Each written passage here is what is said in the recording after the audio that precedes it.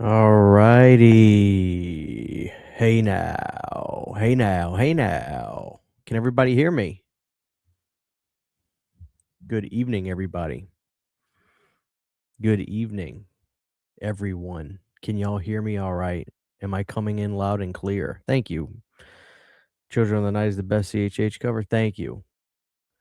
I'm not popping, am I? I dropped my audio down a little bit. That way I'm not gonna pop if I'm real close on the mic.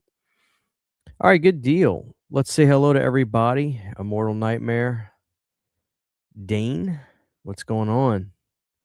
Eli, excuse me. What's up, Dice? Shit. Rich, what's going on? I'm thirsty and scared. That's a bad combination right there. Oh man. Count Vaughn, what's going on from the Bronx, New York? Good to see you. Alan, what's good, man? How are you? Rob, talk to me, Rob. Got the UK in the house. What's going on, UK? Eli, what's up? Did I get you already? Gail, what's going on? 44, nothing like a good YouTube video podcast. Get me through work. Let's go.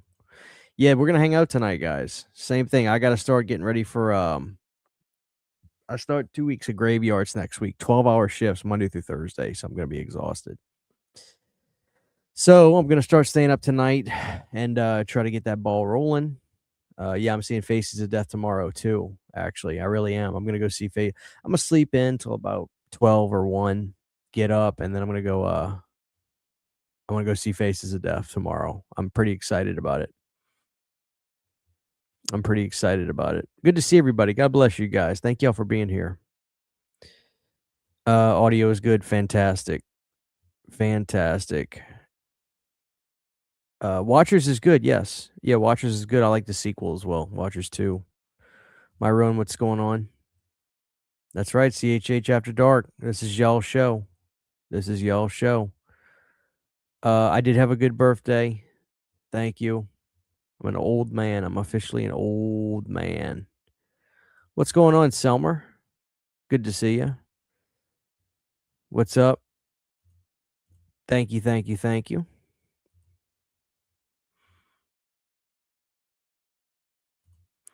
Hey Christian, Darren Sands gave you a lot of love today. Today, for the Adam menu. Darren Sands, remind me who that is. Darren Sands. Who is Darren Sands? I don't want to be disrespectful, but the name's not ringing a bell. Who is Darren Sands? Please tell me who that is. Give me a follow-up comment on that. That's awesome though. Thank you. That Adam interview came out pretty good. I'm pretty proud of it.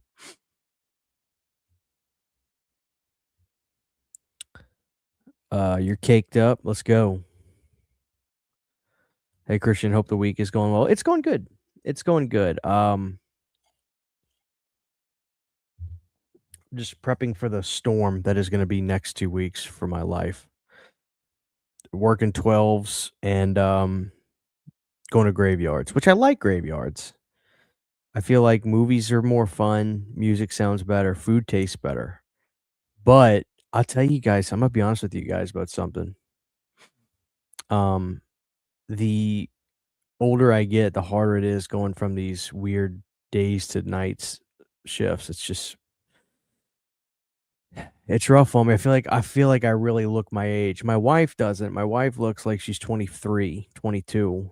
But I look 34. I look it, you know. That's the only thing. There is that thing they say that, you know, I know it's a privilege to age, and I agree, but I don't look like a spring chicken anymore. I look old. I'm looking old. Well, we're here. This is y'all show. We're gonna hang out tonight and talk it up. We'll be here for about an hour and change. What's going on, big dog? What's happening, my guy? Can't wait to see Faces of Death this week. Me too. I am excited to see Faces of Death. tomorrow. I'm gonna go see it tomorrow, and that way this weekend I'm just gonna take it easy. I agree. Let's get the likes up. Let's get those likes up, guys. Let's go. Likes up. Come on. Let's go. Like them up. I have off work tomorrow, and guys, listen. Um, we're no topic tonight. Tonight's video is simply you guys ask questions or make a comment. I respond to it. I have nothing planned. I will tell you tomorrow's video is gonna be talking about the announcement of Creep Show 2. It's not Creep Show. Tales from the Crypt coming to Shutter. I have a lot of thoughts about that. A lot of hopeful thoughts. So we'll be covering that for tomorrow's video.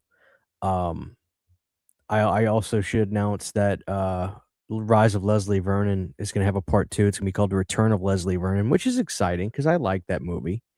So, what do you do for work that has you switching shifts? I work at a plant, like a warehouse job. So I do that. Exactly, exactly. What was it? There was a theory that Billy was the daddy in, Rise of Leslie Vernon, but I don't know if I buy that. Thank you. Thank you very much. Slaughtered lamb. Okay. Slaughtered lamb. Let me look that up. The Slaughtered Lamb podcast. I'm very honored if they brought me up. Were they live?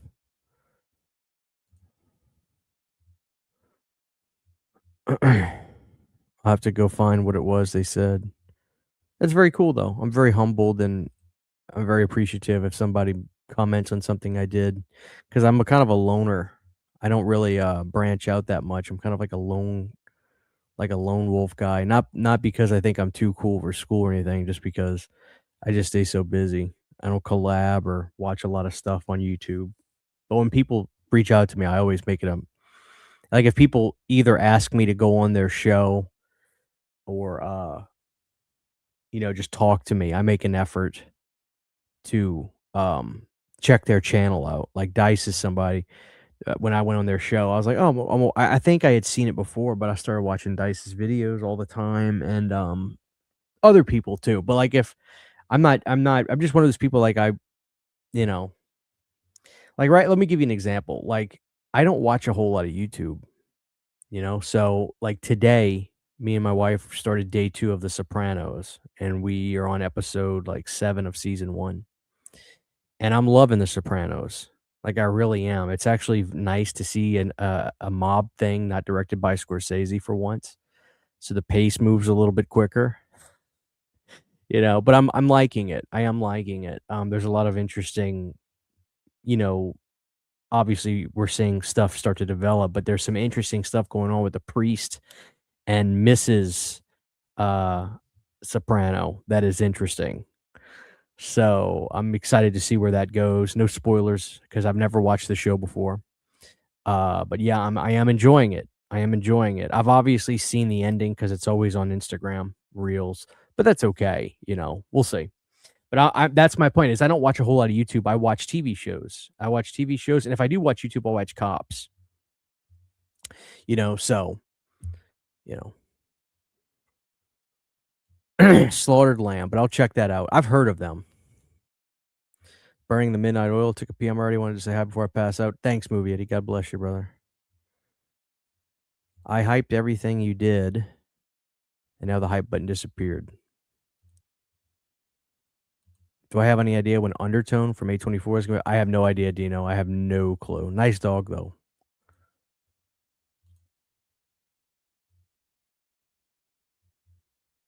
That's the CHH, do you ever tire? Oh, do I have a super chat? Let me get this real quick. Thank you so much, Paul. 5042 with $1.99. Thank you. God bless you. Let me give you your clip. I feel like people sleep. Do you ever what's a comedy movie you love? I'll give you my favorite comedy of all time, Paul. It's absolutely Vacation. The first Vacation, not Christmas Vacation, The First Vacation. I think that is the funniest film ever. I think it remains funny after the 50th watch, and it's one of my favorite movies. People shit on Chevy Chase and call him a big a-hole. This is what I'll say. That may be true, but last time I checked, being an a-hole is legal in this country. People always say Bill Murray is funnier to me. Well, Bill Murray, if you look into Bill Murray, there is a lot of really dark stuff about him. On the other hand, Chevy Chase has been married since 1980 to the same woman, raised children. You never hear anything bad about the kids. He raised great kids. Chevy's a family man. Chevy's a somebody that doesn't get in trouble with the law in any sort of way. So I'll stick with Chevy Chase. I'll stick with Chevy. So I don't want to get on my tangent. I always get on these tangents about Chevy when people ask me about anything related to comedy. CHH, do you ever tire of taking in too much information and just want to, for lack of better terms, pump brakes on learning new things? I love to learn, but I feel a little burnt out. Great question. Not if I'm interested in something. Does that make sense? Like if I'm interested in something, I don't feel like if I'm interested in something, I don't feel like I'm learning. I just feel like I'm enjoying things. So, I you know the term ADD, ADHD honestly gets thrown around way too much, in my opinion. People self-diagnose. I could pull paperwork out, but I don't want to. I was diagnosed with ADD, not ADHD, not the hyper. What is it called? Attention deficit hyper. I was diagnosed when I was about 14 with ADD, and I was that textbook. If I'm really interested in it, you can't rip me away from it. But if I'm not, I'm put it to you like this: when I was in nursing school, and I took Adderall and things like that, but it really turned me into a zombie. Which honestly, sometimes I feel like I need to get back on something akin to an Adderall because my focus is still not great. Sometimes I feel bad. My wife will look at me and ask me something four times, thinking I'm ignoring her, when literally there's just like a roller coaster going on in my head, and I literally just don't hear what she's saying.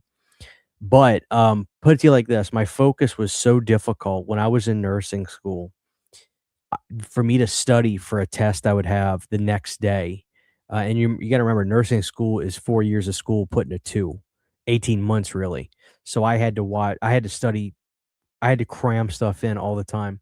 So when I was in nursing school to study for tests, when I was at the house, my mom and dad used to laugh. For me to focus, I would take my textbook, sit in the tub in the bathroom, shut the door or the glass door, and have the bathroom door shut with the vent on. So I couldn't hear anything going on outside of the bathroom. And there was literally nothing visually to distract me inside of the house. That's how I needed to focus. Like that was the only thing I could do to make me focus was I had to literally eliminate every single thing that could be a distraction. A poster on a wall is a distraction to me. Um, a sock on the like I could be distracted by anything. So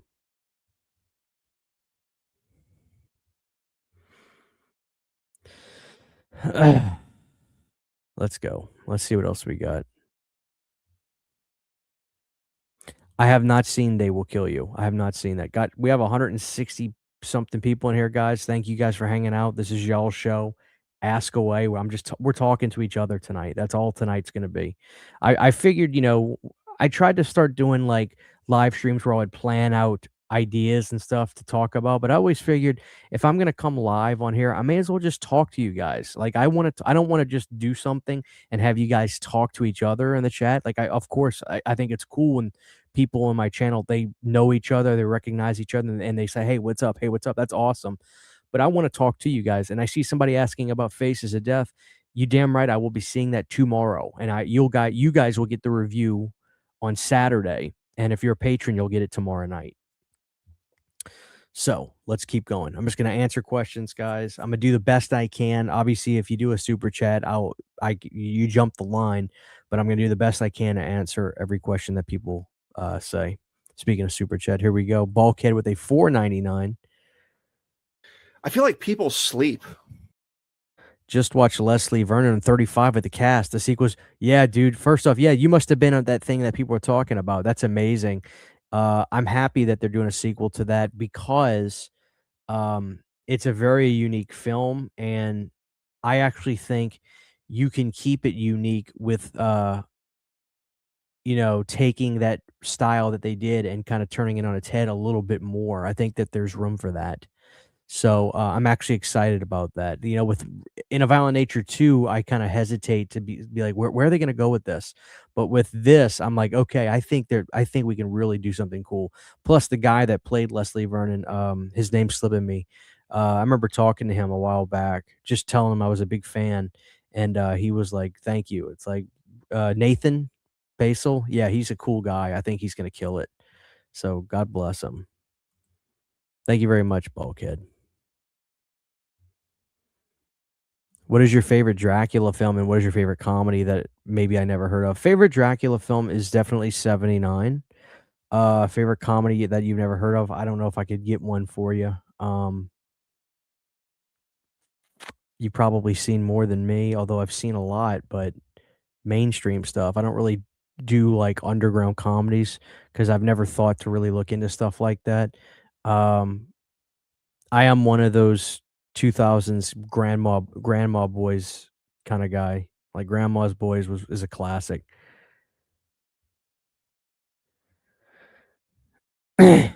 Oh, nice, yeah, and that's surpri like, Nathan's a great guy, so I'm sure he digs it when he's probably flattered when people, cosplay as his character. That's awesome.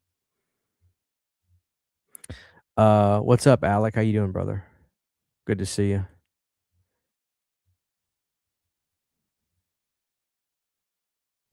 So this is a great question. I'm interested in this. Have you ever played a part or participated in filming, production, or small horror?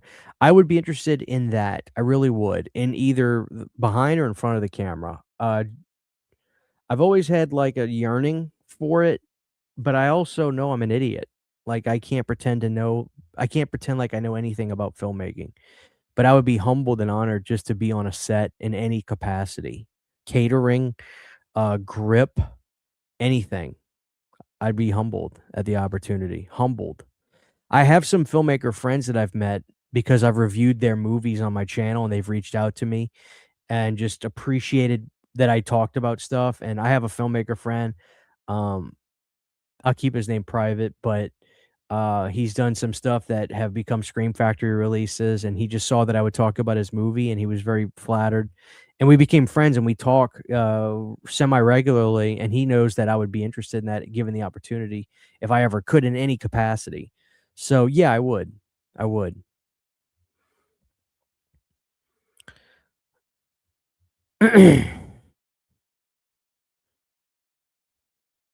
I will see the Mummy. I will see the Mummy. Yeah, yeah. Faces of Death comes first, but I will see the Mummy.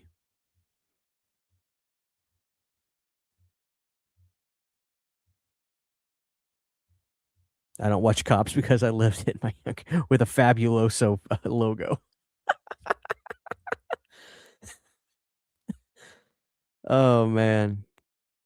Thank you so much for the $1.99, Paul. Again, that's so nice of you, brother. I'm gonna go fucking buck wild for Easter this year. One of your favorite action movies besides Cobra? Sure. I love a ton of action films. I think one of my favorites of all time, or my favorite martial arts film of all time is Bloodsport. Which they want to remake that, and a lot of people are asking me my opinion on that. They're thinking if I have a problem with Bloodsport getting remade. The problem is this. Um, Frank Dukes has been outed as a fraud by so many people at this point, and in 1988, I don't think he was known as one at that point. So there was actually a documentary that was done on the Bloodsport 4K where the screenwriter of the film was interviewed, and I think it was some years later he actually tried to go by Frank Dukes' autobiography, and Frank Dukes had been sued by so many people fabricating stories in his book that the book was pulled very, very fast. As a matter of fact, Frank Duke's autobiography, from what I understand, is actually hard to get because it was pulled pretty fast. So the problem is Frank Dukes has has been outed essentially as a fraud. So I don't know if you do a Bloodsport remake, do you just say "F it" and just pretend like that's the thing, maybe, who's to say that maybe not a lot of you people watching this even had any idea about Frank Dukes. So, it may not be it may not even be a thing to you guys. Um, but for me, it is a thing, and I take umbrage with that. I think, if you do a Bloodsport remake, I don't care. I think out of respect, you put, Jean-Claude in there somewhere, but I also am totally fine with moving it forward and having a young buck come out and be a, the new we need great martial artists on screen again. We need them, and I think we need them in America. They exist, obviously, outside of America, and there's probably I mean, there's some great martial art films that unfortunately, I don't remember the names of some of there's movies like Wasabi. I don't know if anybody's ever seen a movie called Wasabi. It's an action, martial arts film from, like, 2001 or 2. It's fucking incredible. Um, and I mean, there's incredible martial arts, but if it's like after Jean-Claude Van Damme, there wasn't really that next big person. I mean, there was Jackie Chan, of course, but I mean, I think we're ripe to bring back the next uh huge martial artists. Huge. I mean, worldwide known. Van Damme was worldwide, Bruce Lee, Van Damme, those guys, they were worldwide, and I think we never had anybody after Van Damme really that really broke through like that. So, I'd like to use Bloodsport as a jumping off point for maybe somebody to break through that glass ceiling again. Because I love martial arts. I do. I did martial arts up until Katrina, and I wish I still would have been able to, but I never found a place to go around here. It's not as big. Martial arts was really big in New Orleans, but when I came up to North Louisiana, it really wasn't a thing. I didn't see any places. I didn't see any dojos or nothing that I could go to because I learned a lot of, I'll be honest with you guys, martial arts really taught me a lot of, self discipline and respect. I learned a lot of respect through martial arts training, and, it was vital to my youth. I really enjoyed it. Um, it shaped me. I worked my ass off, you know? Okay, let's move on. Cool Dude or a Wet Movie 1? I watched both of those guys a lot. Cool Duder, I legitimately watched his videos years and years ago, and they were very much comfort food. I loved it when he would just sit and show all his DVDs and stuff. I mean, so respect to those guys. They're OGs. Respect to them. Christian, I see you're a fan of Rennie Harlan. Have you seen his magnum opus, Long Kiss Goodnight? Yeah, with Gina Davis. Stars Gina Davis and Sam Jackson. It's my all-time favorite action. I didn't realize that was Rennie. I admittedly liked that film, but I never looked at the director's name. Um, yes, great film. Yeah, it's a good word for it too.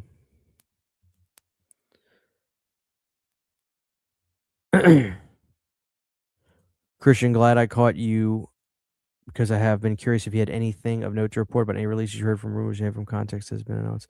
Not at this time. Parsnip Burger, not at this time. Um, but I think it's gonna be a pretty good year, with the Stranger Things getting announced from Arrow and stuff like that. That's pretty damn cool. Christian, is it bad that I'm not really enjoying most new horror? I'm actually having more fun going into my collection for the classics and past stuff I discover I can't read tonight that gets overlooked today. Uh well, Frodo Cup, I'd like to probe a little bit. And my question would be, um, what are you watching? What have you watched? My biggest sin is that and I'm not accusing you whatsoever, but my biggest sin would be I could say something like that, and then somebody could press me and say, "Well, what new stuff have you seen?" And I might say 3 movies, and then they were like, "Well, what about this, or this?" I'm like, "Well, shit, I haven't seen that." Um, uh, in essence, I don't think it's bad, but that I also think, it's kind of our duty in a certain way to, look for something that we think we would really like, and I'm sure you do. For instance, I watched, I didn't see this last year, but I watched, and maybe it came out this year, or maybe it was last year. I don't know. It's a very recent film, but I finally saw a movie called Together, and I fucking loved it. And I actually, the body horror elements of it were fine. They were good, but what I really loved was the dynamic between the couple. I thought it was done like there was this emotional tug of war where, it's the classic one cares more about the other type thing. And I've experienced that in my life, and I just thought that was done really well in the film. And the girl in the movie, I know she was in The Rental. I forget her name. I think she's married to the director of that film, or she was married actually to the husband of the film. I forget the guy's name. Not the Franco that got canceled for being a creep, but the other Franco. But anyway, she was really good in it. Okay, and I thought it was a great movie. Great movie. And again, my thing was I thought, what was really interesting about it was less about the body horror elements, but really the relationship. I thought it was done so great. For me, you'll never hear me say this when I review films.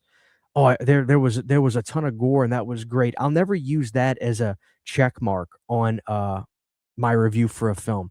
The thing I can't stand the most out of anything, and this is just my personal opinion, is when people talk about horror and just look at the effects of it. I think that's I think the effects are really sometimes a means to an end with horror films. But how did the movie make you feel? What was going through your heart and your mind when you're watching it? To me, that's so important, and I thought Together was brilliant, and, I mean, I could really place myself in the shoes, of one of the 2 in that relationship. I'll keep it a mystery if whether I felt like I cared more or I cared less about somebody. But my point is, I had I felt something watching that film. So the effects of the movie were really just a means to an end to me. Now, were they cool? Absolutely. But if I was just hanging my hat on, okay, I want to watch a body horror film with really great effects, who cares about the story? No, I would argue that is nuts. That is nuts to just base your thoughts in a movie about just the effects. So, anyway, I'm going off on a huge tangent on this. Let me move on. But I don't think it's bad, man. I don't think it's necessarily a bad thing. I think it's also great to go back and find movies that you haven't discovered yet, because you could watch the next thing that you could fall in love with, and that's just as cool. So, thank you so much, Big K Movies and Games, for the $5 super chat. I awake in a dark room. Billy the Puppet rides at me, but the Butterman's voice comes out and says Saw 5 is the best of the series. I scream in boredom. Listen, I love Saw 5. It's not the best of the series. I believe Brandon when he says these things, but I have a hard time believing that. I can't say that. I just said I believe him. I love Saw 5, so I can't. I love him. He's a good guy. I feel like people sleep. Okay, let me move on. Sorry, guys. Did I pre-order the Shameless restoration of Suspiria on 4K? Is it a new restoration? I haven't looked into that. I have held on to my 3-disc release of Suspiria, the Blu-ray release, the 2-disc Blu-ray from Suspiria from Synapse for so long because I love the way it looks that I've never gotten a 4K. I'd have to go look at the I like I've got a couple of Shameless titles. I've never had a I've had some good releases from them. I'll throw a question out there. With all the covers you've done, would you consider doing Crazy in the Night by Kim Carnes? Um Yes, I love Kim Carnes. I remember she I always felt she got shafted in, We Are the World, because after she says her line, what was her line? "When we stand together as one." Whenever she goes to say the "stand together as one," she backs off the mic a little too much, and Huey comes up closer. So and Kim has this beautiful kind of, I wouldn't say masculine voice, but she's got this lovely kind of rasp that I love her voice. And I always wish that she would have stayed on the mic more because Huey overtook her in that harmony. And I wanted to hear Kim more. I'll have to listen to that one to see if I could half-ass it. Extro, I haven't seen, man. I've always wanted to see it, but it's one of those things where I just can't get a disc for it. Alright, let me scroll down to the comments. I'm very, very, very far behind. I'm very far behind. I'm gonna reset. So if you ask a question that I didn't get to, guys, try again. I DM'd you with details about this.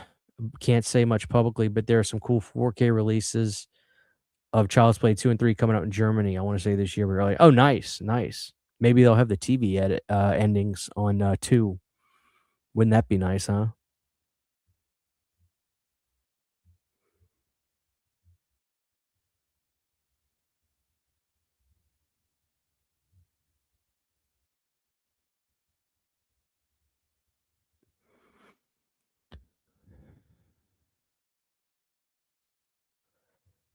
Alright, let me see, let me find you guys.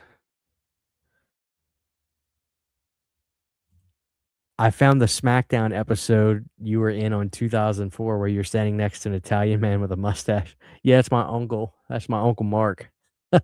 That's the one that said that's the one that went up to the counter at the movie theater and said, "Yeah, give me one for the expandables." That's that's Uncle Mark. Oh, man. Oh, thank you so much, Mr. Deadlights, for the $5 super chat. Thank you, guys. Appreciate it. I'm gonna go fucking buck wild for Easter this year. You gonna get the new black cherry Fanta for the next PD? Oh, definitely. That sounds great. I haven't tried that yet. I know that Mountain Dew just dropped. What did Mountain Dew just drop, guys? They just dropped some dirty Mountain Dew. I'll have to go check that out. Some dirty Mountain Dew flavor. If they have a zero sugar, I'll get it. But I will try that black Fanta. Absolutely. Thank you so much, man. Appreciate you. Dirty cream soda. Thank you. Christian, I just bought my first region-free Blu-ray player for my birthday. Any recommendations on first labels or specific releases to pick up first? Great question. You got your first region-free Blu-ray player. I would recommend.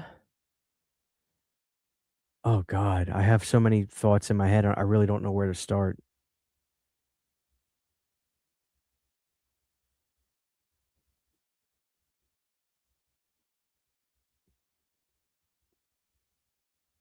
I don't know where to start now. Son of a bitch. Somebody throw out an idea to me. Um, Let me come back. Come back to me. Remind me if I haven't answered your question. I gotta remind. Yeah.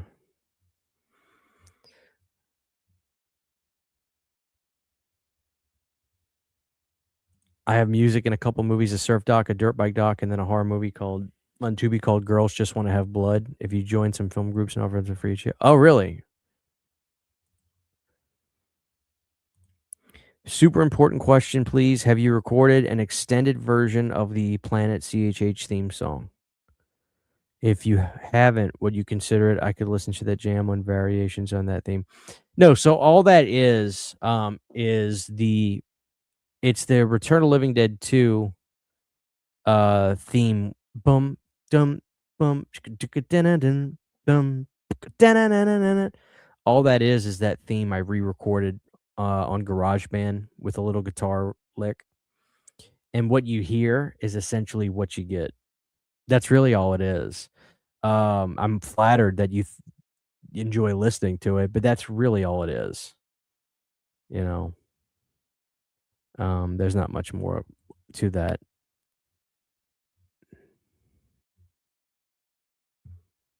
All right, let's see.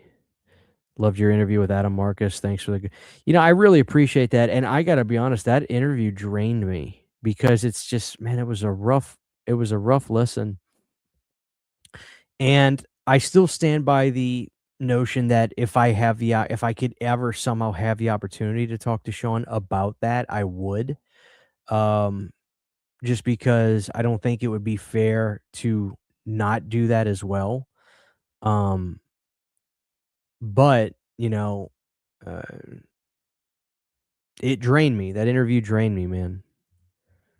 What's up, Orc? How are you doing, brother? We don't talk about Over the Top enough. Winner takes it all. Loser takes the fall. Fight for the beginning of the end. Great soundtrack. God Tier Villain and Meet Me Halfway is an 80s anthem. Oh, yeah. Kenny Loggins, man. I remember you saying in your man cave tour that you wanted to make sure that in Studio CHH, you only wanted to keep certain posters up so you still had space for movies and other collections. Correct. And I only have like 4 or 5 posters in this big room. Most of it, I have 1, 2, 3, 4. In terms of 27 by 40s, I have 1, 2, 3, 4, 5, 6 in that closet. Everything else is movie shelves. So I stood by that.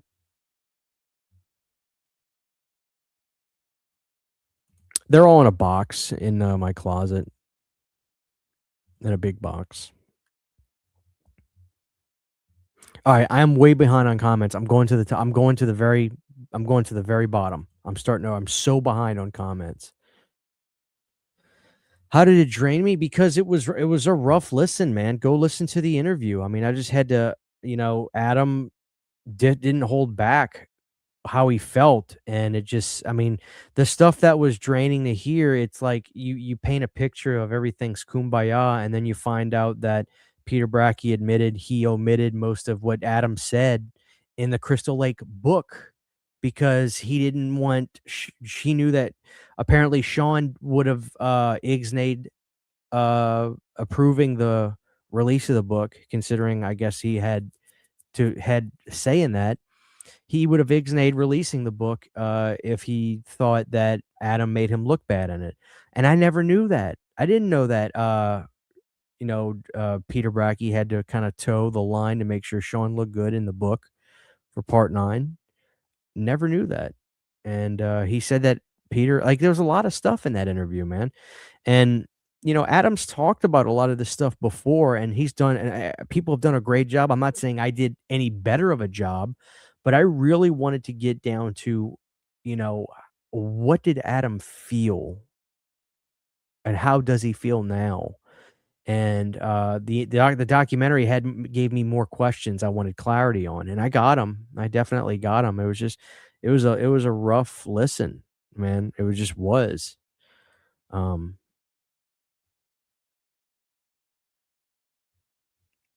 the Anchor Bay Collector's Edition VHS is rare. I don't know that they're necessarily as rare. They were produced in a high amount back then. Like, for instance, I got something I could show you. Like, here's a limited edition opera chunky box I got at the convention. They made 30,000 of these. This was considered limited edition. 30,000. So you gotta remember back in those days, they were printing those for the world, not for people that just wanted to buy physical media. You had to buy physical media back then to watch movies, if that makes sense.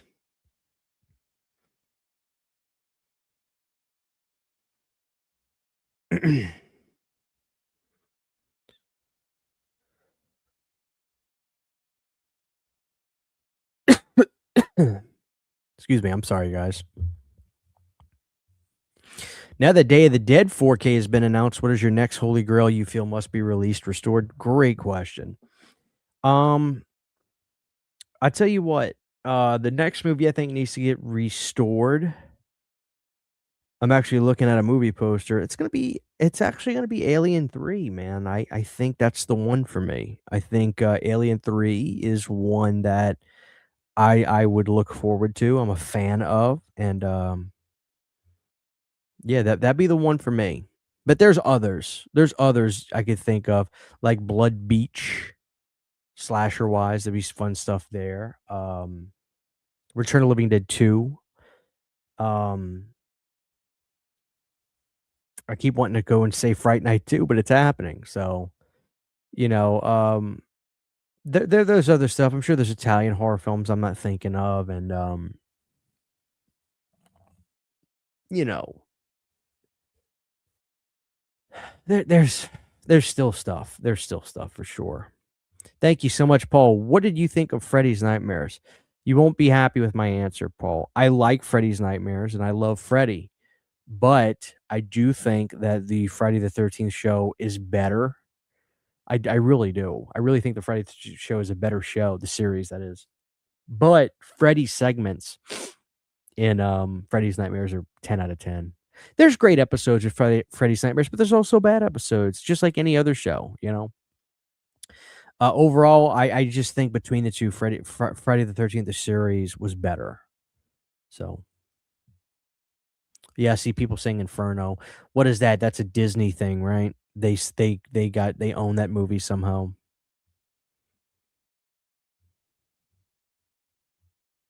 I did not go to McKay's. No, I would have misbehaved in there.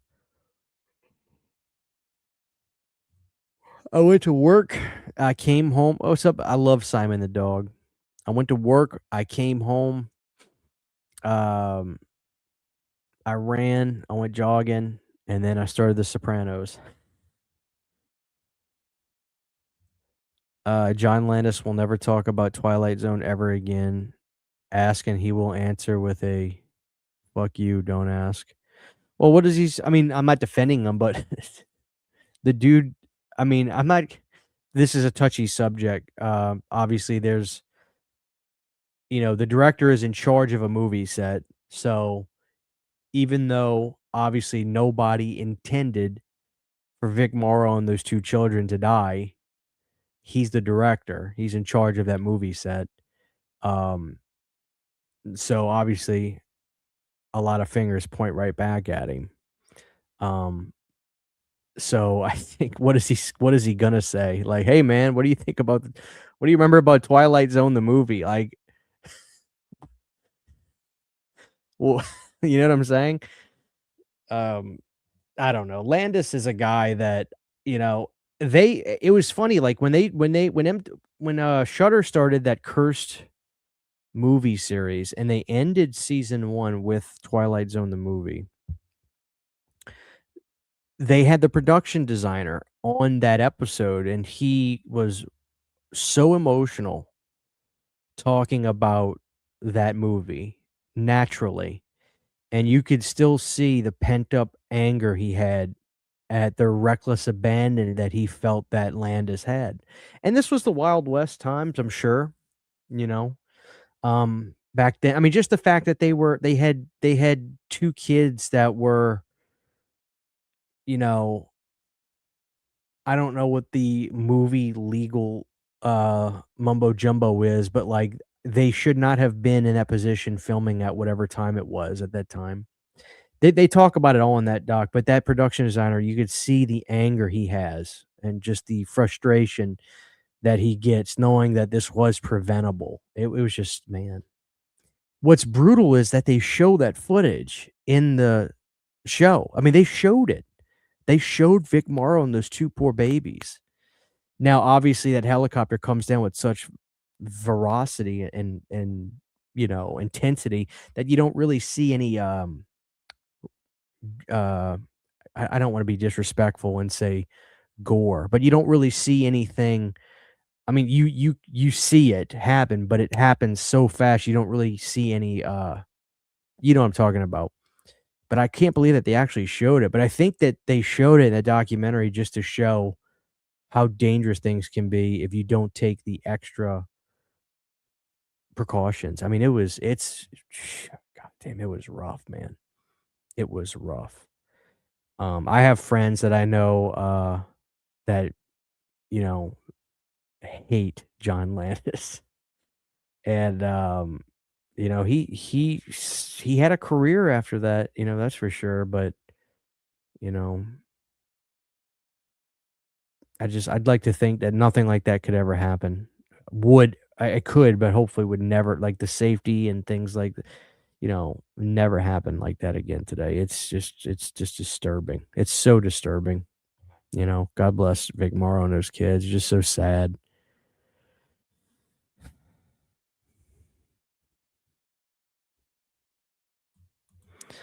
Watched Frankenhooker for the first time recently because of you, and I absolutely loved it. That's awesome. Yeah, there's my poster right there. Look, I just met Patty Mullen right there. Christian Want a Date. Love Patty Mullen. She was awesome. If you get the chance to meet Patty, go meet Patty. She was in character and everything. It was aw she was fantastic. Absolutely fantastic.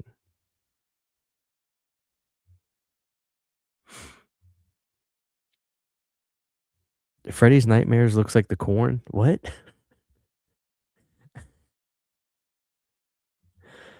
Uh, well, here's the thing, Red Eye. The director of Barbarian, somebody in the chat, please say his name. But the director of Barbarian said that there's movement. Somebody's gonna put it out. I don't know who, but somebody is. It is happening. He said that there was movement. I forgot what his name is, but I remember it was like a thing. He was like, there may be Zach, thank you, Kreger. But he said, "Yeah, yeah, yeah, there's movement." So,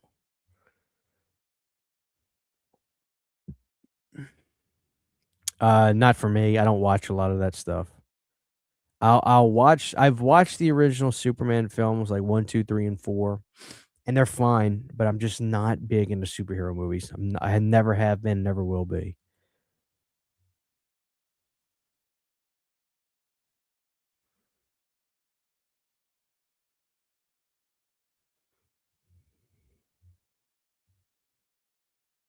What are my thoughts on Expendables for action franchise and John Wick? Expendables 2 is the best one, and then, John Wick, I like John Wick a lot. It's old school, in camera, action stuff, I really like it. I love Diary of the Dead. You're killing me. You're killing me. I say love it. I really do enjoy it. I think Diary is better than Survival, that's for sure. Land has grown on me quite a bit. I think you know, it's Romero's sort of, I wouldn't say grand epic of zombie films, but certainly has a big feel to it. Um, I think Land ages pretty well. Um, but it was the first Dead movie people saw after Day, and they had all that time for those movies to just build up and just get better over time. And I think Land is getting there. Diary is a very modest film, and you gotta remember, Romero did not like making Land. He did not like working with the big studios.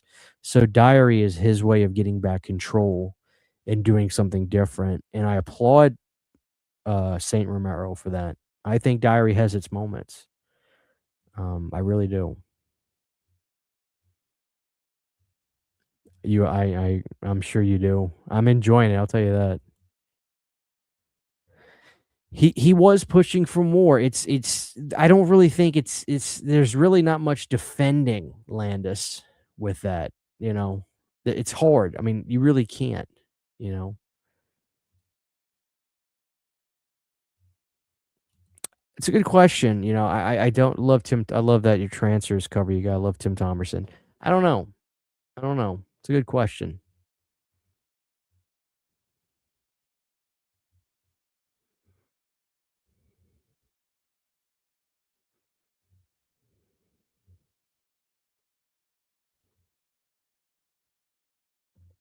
Um, I recommend watching the Cursed films on Shudder. It goes over it in, brilliant detail.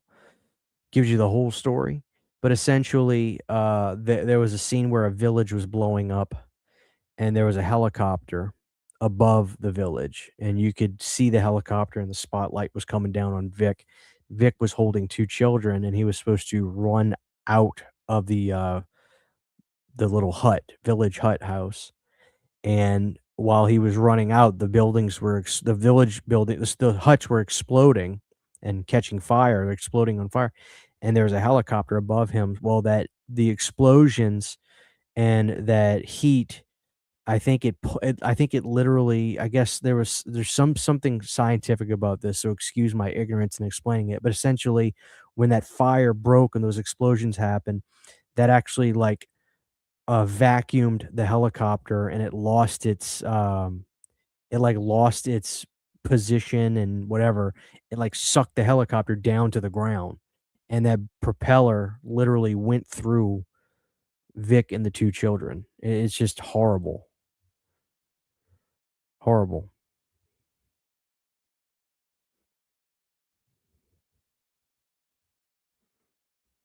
You did make it. Welcome. And we have 187 people here. I'd appreciate if you guys dropped a like. That'd be awesome.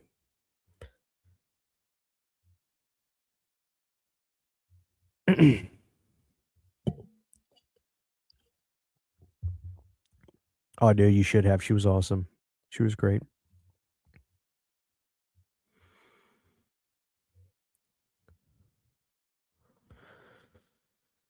We will be covering that in tomorrow's video, but it's good.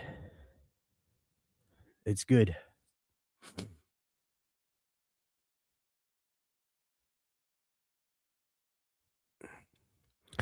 I watched a documentary about Brittany Murphy, and there was something pretty suspect about the boyfriend that was living in the house with. It was like Brittany, the boyfriend, and her mom, and like the house was full of mold when she, it was weird. It was very off putting watching that documentary about like the last couple years of her life. But Brittany Murphy was really an icon. I mean, when we talk about with Scream 7 that just came out, there's always there's always discussion about those movies around that time. And I think Cherry Falls is really a cut above. Like, I think Cherry Falls is great. I think Britney is phenomenal in it. And what I like about it is it's fairly I think it's like 20%, I think, more serious than a lot of the movies around that time. I think Cherry Falls was like and I wanna say, I forgot if they talked about this in the, special features of that movie, but I feel like there was some sort of, pushback or blowback on Cherry Falls because of Columbine. So I think the movie didn't really get its, grand entrance at that time. But I implore people, if they haven't seen that, I think Cherry Falls was a good one. It was a really good one. Do I like Cult of Chucky? No. I think, for me personally, I think, mythology-wise, it really you really kind of jump the shark, and it makes you kind of, like, look back at the previous films. I mean, there's entertainment value to it, um, but, it kinda jumps the shark. It makes you look back to, the previous films, and it was like, "Well, Chucky was in a, warehouse at the end of part 2. Why didn't he just take over every doll in that film?"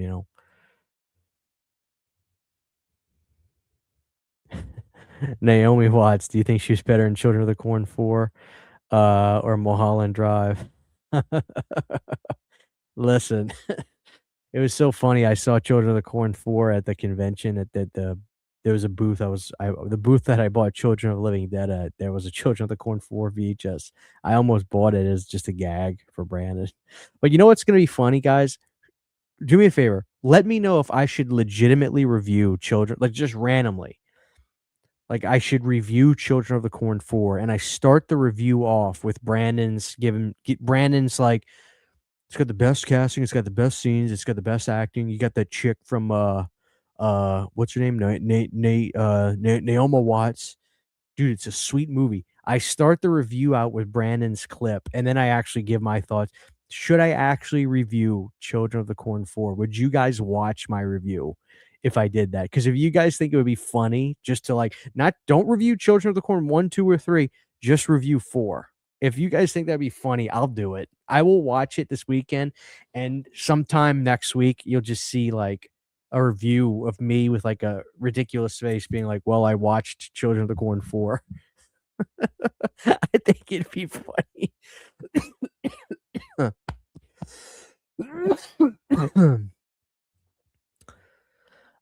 So listen, I love Batman 89. I think a lot of people would anticipate that I would like Batman Returns more than Batman 89. I really don't.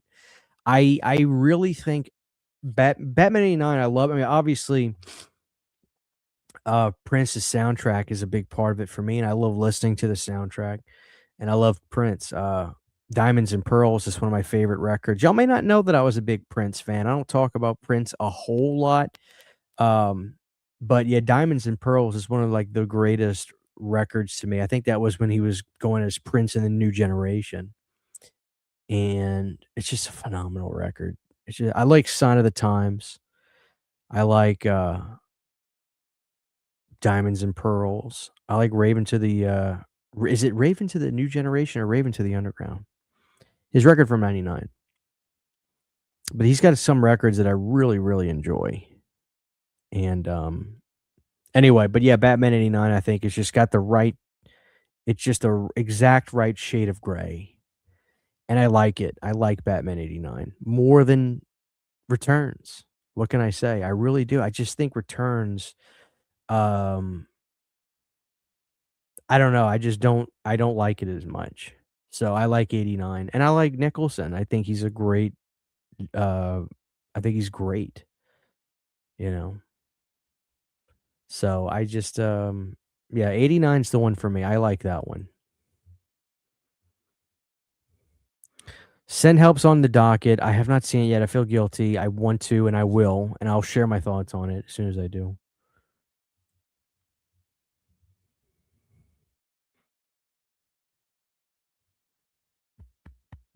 This is like the 4th person that's asked me about Watchers tonight. Yes, I've seen it. I like Watchers, and I also said I like Watchers too. But yes, Watchers is good. That's a movie that needs to get that reappraisal, a new release, kinda get people talking about it. I believe we have a super chat. Oh, we got 2 more. Favorite martial arts fight? I'm gonna go back to the movie Wasabi. I really think people should check that movie out. There are, like, I don't know how they did some of those scenes where people, like, fall off of, rafters and, like, you see them fall and hit the ground.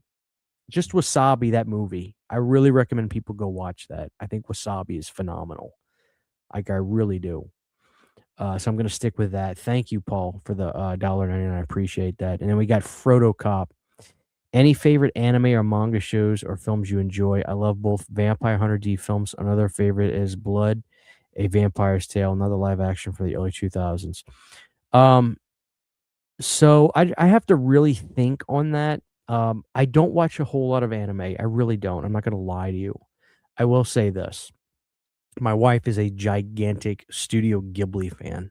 So last year, the year before, we went to go see The Boy and the Heron. We went to the theater to watch that, and I actually liked it. I'll be honest with you, I really did like it. I thought it was, eclectic, and there was a scene in that film where all of a sudden this kid runs into these oversized parakeets with samurais, and they were gonna kill him. Like, and it was like you forget that, anime is not looked at if you're an ignorant person like me and, like, you kinda watched animation and stuff as a kid, you assume that all animation was done for children when that's couldn't be farther from the truth. Anime in some areas, like, it's violent, it's gory, and it can be really expressive. And, obviously, I'm not saying that's exactly what Studio Ghibli is, but my point is I actually really enjoyed that movie, The Boy and the Heron. I really did. I thought it was a just it's very if you're not used to that sort of stuff, man, it'll really throw you for a loop because it's whacked out stuff, but they're brilliant. They really are brilliant. So, I like that. Oh god, there's something else my wife was watching. It was an anime show on Netflix, and I remember this scene where this guy and this other guy are in this small little, yeah, 'cause, like, it looks like, homes in Hong Kong or, like, these little homes that they live in, and there was a scene where this guy literally just starts melting, and you see his face and his eyeballs and his body is it was some sort of anime show like a Black Mirror, but it was this Asian anime. God damn it, I can't remember the name of it. I have to go ask Sydney about it. But she likes that stuff a lot, you know. Thank you for the 9.99 super chat. That's very, very kind. I'll give you this classic for that. Dude, this is the best Children of the Corn movie. It looks the most expensive. It looks the most polished. It has really good cinematography. The color grading kicks fucking ass. The score is really good.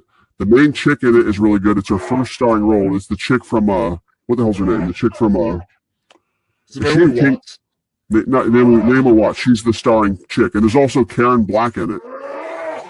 There's all like the locusts and shit, and the kids climbing up from the well. Like, it's a fucking sweet movie.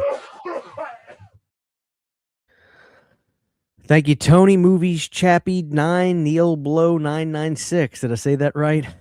Thought and Perfect Blue I have seen. I actually have seen that.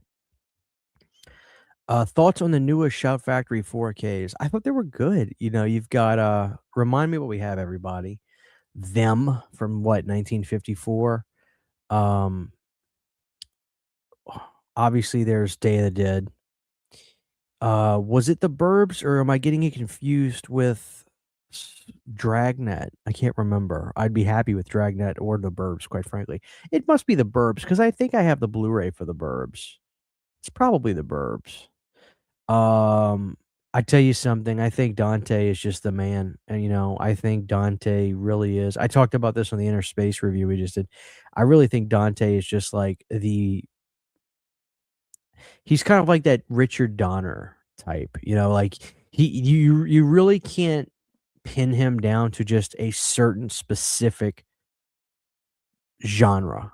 Like if Dante's got good material, whether he wrote it or not, it's just like if he's got good material, he's gonna knock it out the park. I think Dante really is just great, just really great. So, The Burbs is no different. The Burbs is a classic. I love The Burbs. It's actually a fun movie, you know. So I'll be getting that. I'll be getting that for sure. And yeah, The Great Outdoors, man. I think Kino's doing that. Great Outdoors is one of the most underrated comedies. The thing about Dan Aykroyd, man, is like he is the guy. Like you have that star of a movie, and you say, okay, we need somebody that can be the antithesis to this character. Who can that be? Dan Aykroyd is the most underrated guy in comedy.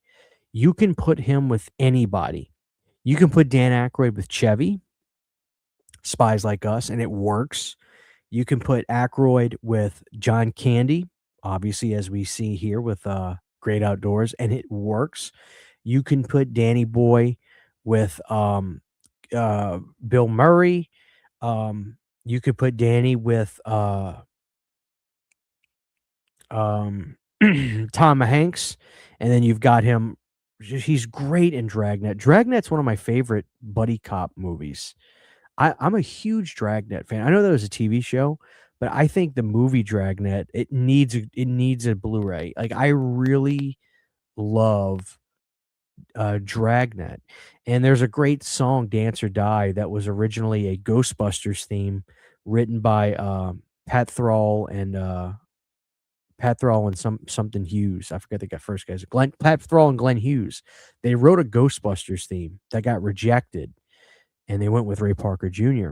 You could hear this Ghostbusters theme on YouTube. Type in Thrall and Hughes Ghostbusters theme. It's great. But anyway, they repurposed the music to that Ghostbusters theme, and that became Dance or Die. Okay. And it's a great song. It's a great song. I think I did a vinyl rip of it on my radio CHH, which I need to bring back, admittedly. Give no chances, became a YouTube member. Thank you so much. All right, guys, let's get back to what y'all are saying. Let me scroll. I'm very far behind in the comments. Going to the very bottom. I'm starting at the very bottom. Aykroyd or Candy? Oh, don't make me choose. Don't make me choose.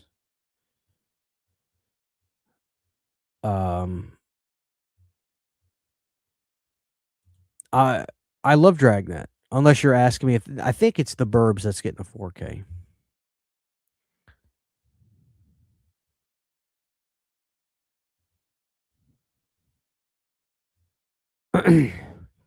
I agree. Coneheads is great. Coneheads is so good.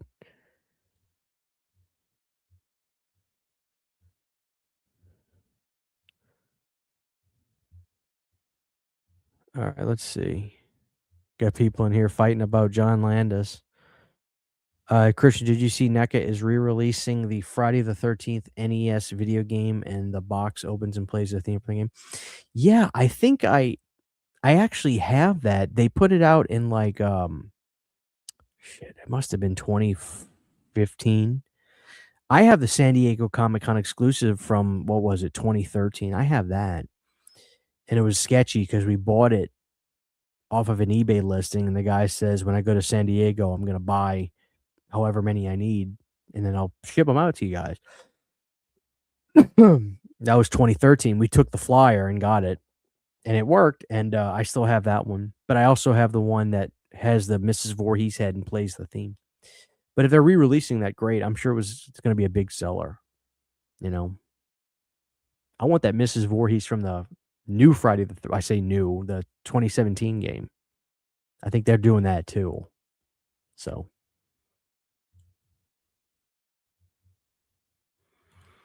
what kind of 4K player do I have? I have the Sony UBP-X700, I think it's called. I doubt it's gonna be that great, but I thought Jackass Forever had a few good moments, but I don't think it was good as, like, 1 and 2 are my favorites. Um, but you know what? I'll judge it when I see it, you know?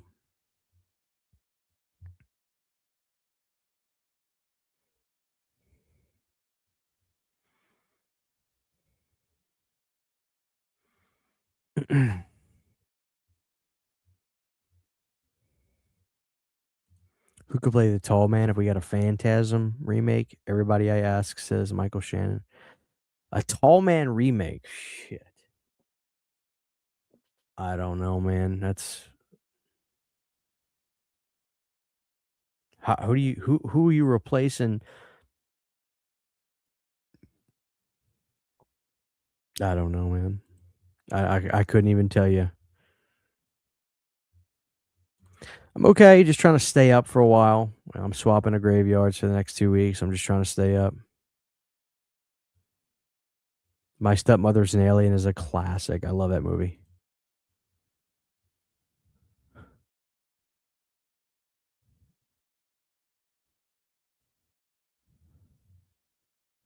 What's up, Sam? You went to a Poison the Well show? Very cool.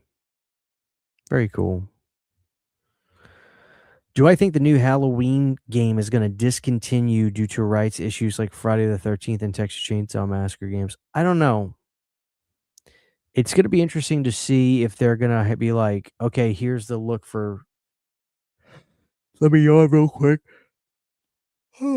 It's gonna be interesting to see if they're gonna be able to be like, "Okay, you can unlock Halloween 1's Michael Myers or Halloween 2 or Halloween 4." Like, it's gonna be interesting to see if they can do stuff like that. I think they'll have 1, 4, and 5 if they do something like that because I think those are Trancas movies. You know, I don't know. I think it's different, maybe less issues in terms of, like, because you gotta remember, I think John wrote and directed the movie, so he's not really too worried about, he's not gonna sue himself for ownership of his own movie, like, what happened with Victor and Sean, but I think it'll be less, uh I think there's less of a chance of issues like that, but, you never know. I'm gonna play the game, I'm gonna give it hell, try to have some fun with it, you know? Yeah, I agree, I wouldn't wanna see it. I remember there was this nasty rumor in the early 2010s.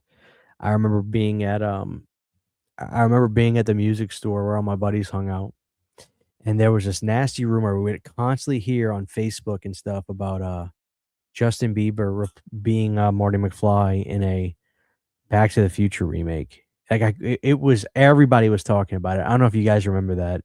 Everybody was talking about it by me. Luckily, it did not happen. I'm not. It was not for me. I did not like it. God bless people that do it, though. It's not easy jobs. I am excited for his Resident Evil. I think it's gonna be nice to have something fresh on that, you know? I'm willing to give it a shot. Are you guys still arguing about John Landis? Like, guys, come on, give it a break. If y'all wanna argue, that's fine, but it's just like, I mean, Jesus Christ.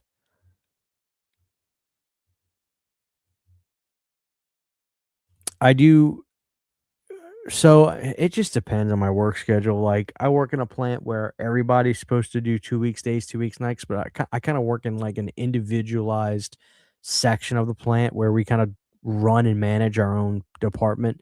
So sometimes I could just like, if my boss, like, says, You're gonna stay on this for a while, stay on days for all night," it can change, but right now I'm doing 2 weeks days, 2 weeks nights.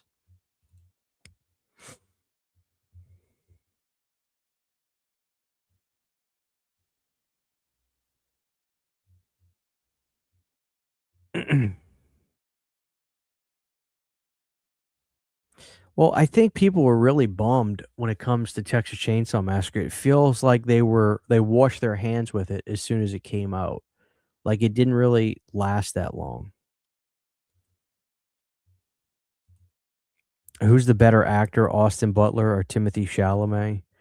I don't really care for either one of them all that much. I think they're probably both very talented, but, like, I did not really care for Elvis. I didn't really care for Elvis, and I watched Marty Supreme, and there was literally no plot to it. Like, I did not really care for it at all. I thought both the Safdie brothers movies, Marty Supreme and The Smashing Machine, were not good. I'm just being totally honest. I did not like them. Uncut Gems, I thought was brilliant, but Smashing Machine, it was no story to it. And then Marty Supreme, I didn't feel like I got anything out of it. And there was something that annoyed the piss out of me because the movie takes place in like the 50s. And obviously it's done on purpose to like do music that's not from that time period, more modern music from that point. There was stuff from like the 80s in that movie.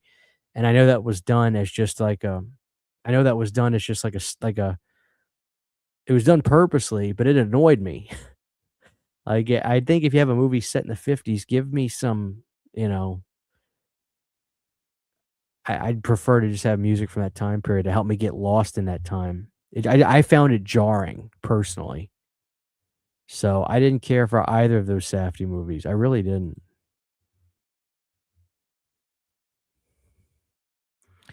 What the hell?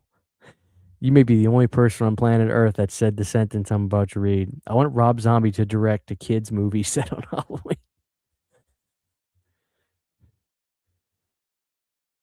Oh my god.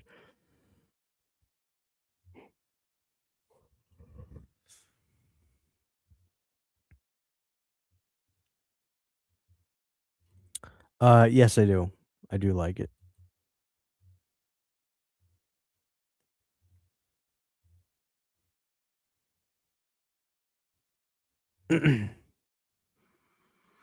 I agree. I was a really big fan of Undertone as well. It's my favorite movie this year so far. I really enjoyed it. Really enjoyed it. If I could own any horror movie prop, what would it be? Great question. Um,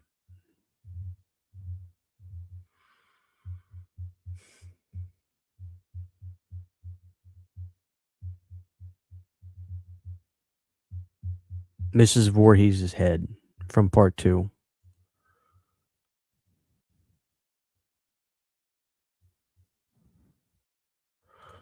What did you think of the Wrong Turn reboot? I thought taking away the inbreds was a mistake. The inbred killer is what made the wrong.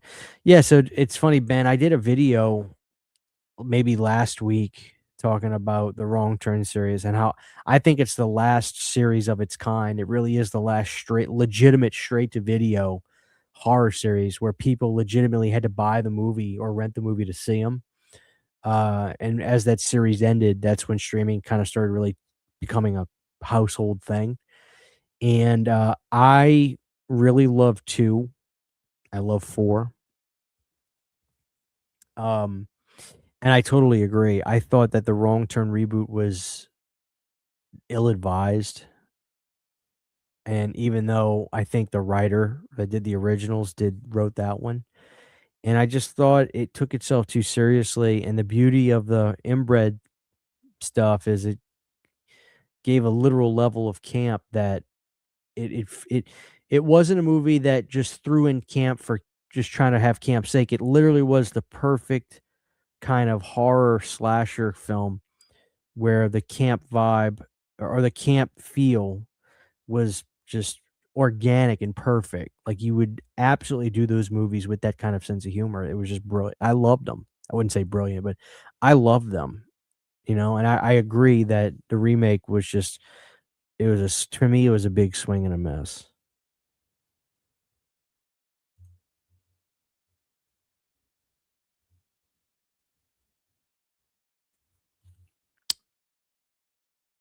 I don't know. That's a good question if they did that. I wonder if he would be into it, you know? You can if it's written well, it's possible, but.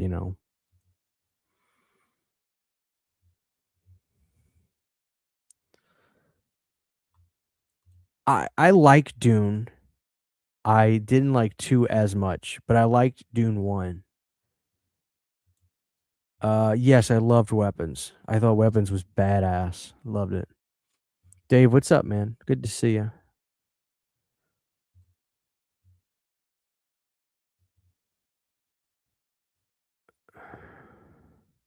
But I see between the 2, I thought Supreme was better. But I don't get this thing about, like, having very, very thin plots with these movies.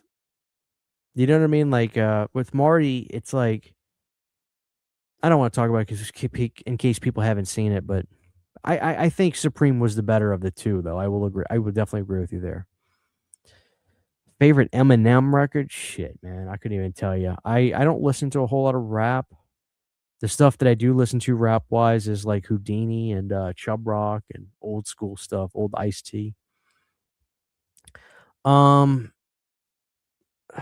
favorite I think it's the one with the curtain, probably, but I don't know, I just don't listen to a lot of rap. And even when I did, I was never a huge Eminem guy, like, I liked DMX. I was a big DMX kid. I thought his voice was amazing, you know?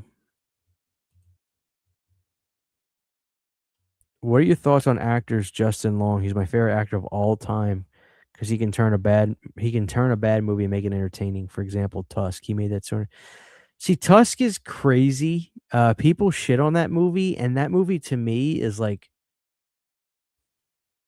it's almost funny that that movie is so brutal to watch.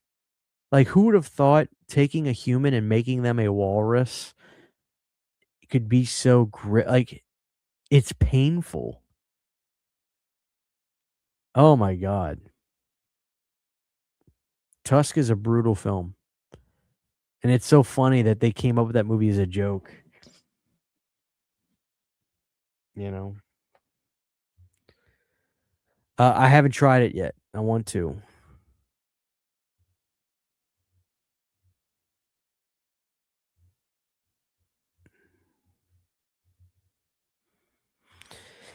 I agree that everything is probably a little hyped, but that's the market, the way things are nowadays. People like they want to hear certified fresh on Rotten Tomatoes. They want to hear, you know,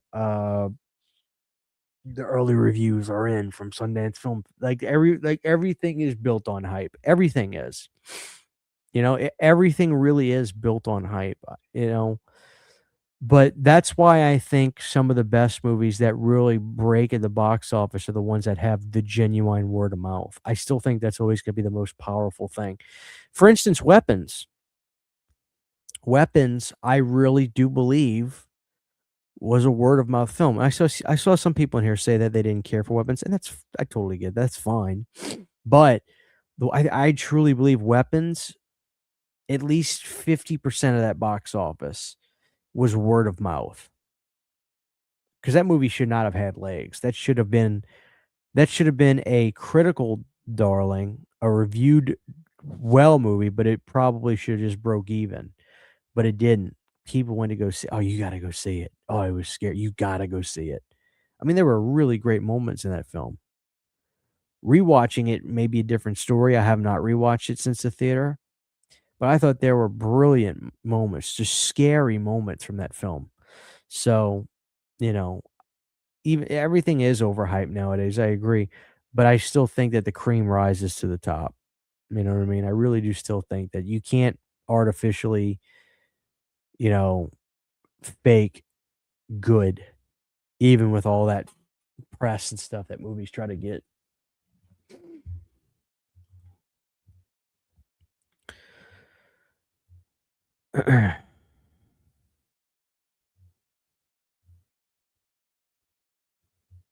Do you remember the first R-rated movie you ever saw in the theater? Mine was Matrix. I think it was God, I can't remember. Jason X, maybe? I think that was it. What's up, man? Yeah, we're up late tonight. Am I looking forward to Terrifier 4? I mean, sure, I treat the Terrifier films kind of like, the Scream films. I get very burnt out pretty quick. But when there's a new one coming out, like, I'll hop on the train and I'll hop on the train with it, and I'll go see it, and I'll review it, and I'll talk about it, but I get burnt pretty quick. Essentially, after I watch it, review it, and talk about it for a couple of days, I kinda get ready to move on. That's not a slight to the films. I just think, they're very those movies, they suck a lot out of you, because there's so much that goes with it. With the Scream films, it's just like everybody's got their opinion on this, and you see it, whenever you pull up the internet, and you can't really get away from it. And I think Terrifier is kind of to the same degree now.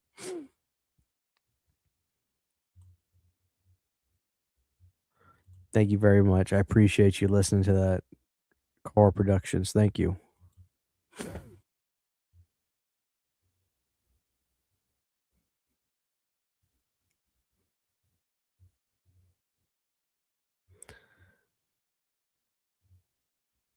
You don't have to leave. Just talk to me. You don't have to argue with people.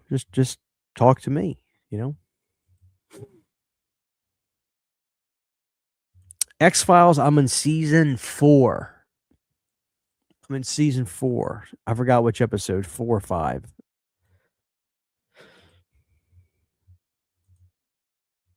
$2. Thank you so much. Good morning from the Netherlands. Love the show. Oh, excuse me. Thank you so much. Welcome from the Netherlands. We have 203 people here. If you guys could like the show, I'd so appreciate that. Thank you so much for the $2 from Netherlands. I feel like people sleep. And then Bulkhead with $1.99. My gripe with weapons, villains, unclear motivations.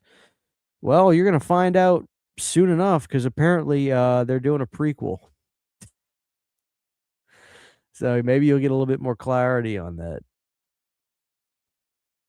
Thank you so much, Bulkhead. I appreciate that, brother. I'm gonna go fucking buck wild for Easter this year. So you're not gonna like my answer. My magazine rack came from my buddy Zach, who got it. He was in the flea market business, so I think he got them from like Kmart's that went out of business years ago. So unfortunately, the ones I have you can't really find. But I think you can find similar types on Amazon.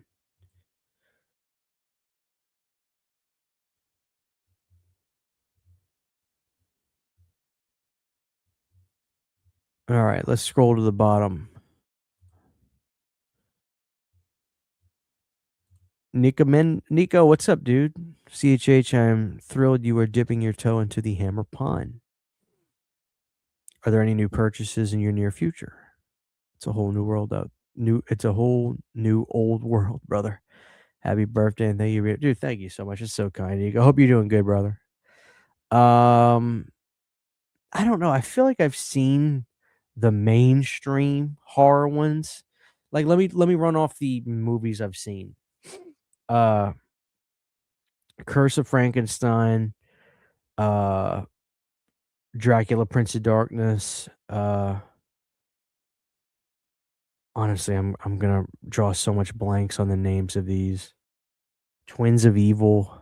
Is that Hammer?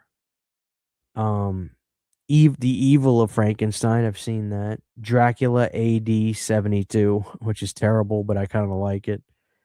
Um,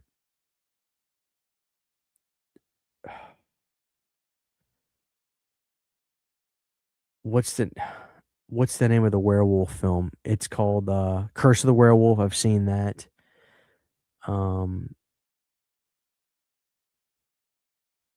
there's a few more. There's a few more.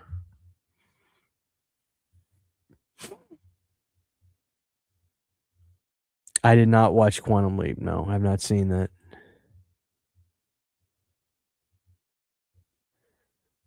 Thank you so much, man. Thank you so much. I appreciate that. Hey, CHH, big fan of your channel. I always watch your shit. Your interview with Adam was top notch and makes me want to buy it. Dude, thank you so much for listening to the interview. I really appreciate that. Thank you. People have been very complimentary.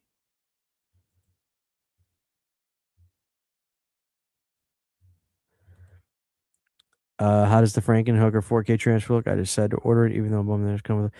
It was good. I did a review on it, Philip. If you want to go check that out, I cover it in detail, but it was good. It was good. Excuse me. So I like Terrified, and I wasn't really happy about hearing that was getting a remake. I just think people should watch the original film, quite frankly. I don't think it needs a remake. Um, I find remaking films like that just aren't in English counterproductive, if I'm being honest. I think people should just learn how to read fucking subtitles. I have a buddy named Lauren that used to always say that, like, people just need to learn how to fucking read subtitles. And I used to always say, I don't know if that's the case, but now I feel like that's the case. I really do.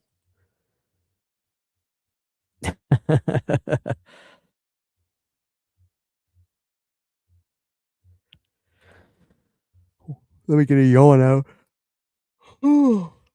What's your favorite special feature in your 4K physical collection, whether it be behind the scenes film? Oh, very easy to answer that. The answer is the Blair Witch documentary on the second site release. The documentary starts out with the ending of the Blair Witch, where the camera doesn't cut, and you hear the director finally say, "All right, that was awesome." Blew my mind. Blew my mind. That's my answer. Um, so Patrick, I want to make sure you understand this because I think a lot of people don't. If you're asking for a 4K player that can play any Blu-ray or DVD from around the world, I think you have to get those modded. But if you want to have your 4K player and then have a region-free Blu-ray and DVD player, that's what I have. Because 4K, the format of 4K is a region-free format, meaning you don't have to, you can literally go to Walmart and buy any 4K player and then go online and go to Orbit or Diabolic and get any 4K from Germany or wherever, and it'll play just fine in your player. But if you want to watch a Blu-ray, I have an LG region-free Blu-ray player that I love. So, I would say get a regular 4K player that you like. I recommend the Sony UBP-X 700. I think that's what it's called. And then I would get the LG region-free Blu-ray player that I have.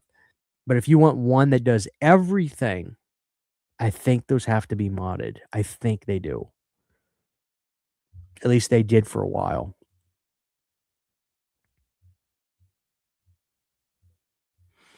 Sometimes, I love the Army of Darkness making of on the Scream Factory Blu-ray. I love it.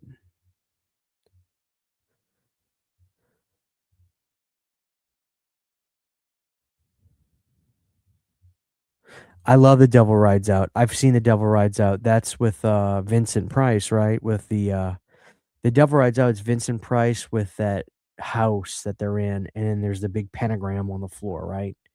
I'm pretty sure that's what that movie is. I'll tell you, Nico, you might be surprised by this. My favorite old horror film is a Bela Lugosi film. You ready for this? My favorite old horror movie is none other than Murders at the Rue Morgue. I love Murders at the Rue Morgue. I think that is a wild, uh, almost punk rock movie, man. With the, I won't spoil it in case anybody hasn't seen Murders at the Rue Morgue, but the ending when you find out what's been doing all this is so punk rock. It's crazy.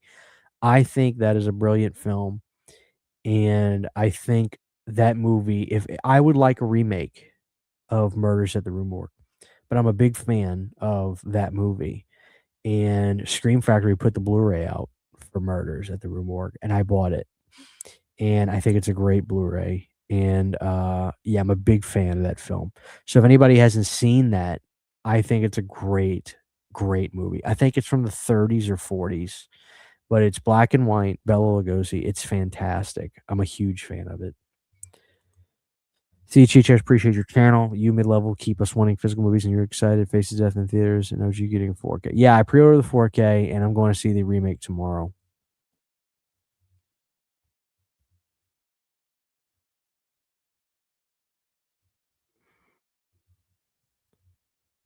Who would I like to interview next? Great question.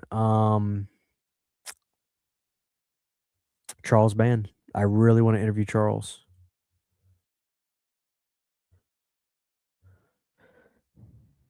Thinking of getting a new TV. Do you recommend 55 inch or larger to enjoy? Currently 43 inch Samsung. It really depends on your space. I don't think you need a 65-inch TV if you have a small bedroom. I think you should get a TV that's perfectly proportioned to the room you're in, and get if you can afford to go OLED or QLED, do that as if you can get like a 47-inch QLED or OLED for a smaller room you're in, I would recommend that over getting a, let's say, 65-inch TV for the same price. That would be really big in the room. So I think just find the best deal for the price you want to spend too. That's another thing. I don't know what your budget is. Probably just a couple $100 like most of us right now, but favorite Street Fighter character, Colonel Guile all day long. I'm the one that likes Blair Witch too. There you go. I like it too.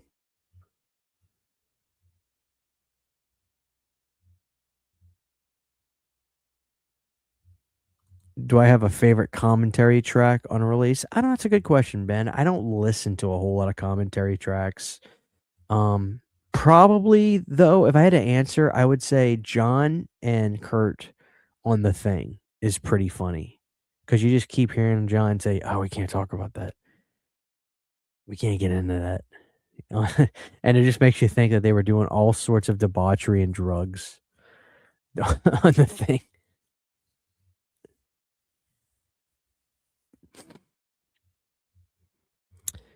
Is it true you are limiting horror content on your channel going forward? Come on, man, that's what drew me to your channel. Do be like the sellout Jeff from Films at Home. Um, I don't have a problem with Jeff from Films at Home. He's always been very kind to me, so I'm not sure what you're referencing. And is it true I'm limiting horror content? I don't think I've ever said that. Um, I do cover uh 80s and 90s cinema in general. But horror is a very big part of my channel. I've never said it's not going to be, much less how it's always been, like 90%. But for instance, we just reviewed Inner Space from Joe Dante, a classic 80s kind of romance comedy sci-fi film. And I will continue to cover stuff like that when new releases and things come out. But I have no idea where you got that from. No, I'm not limiting horror content. I don't think I've ever said that.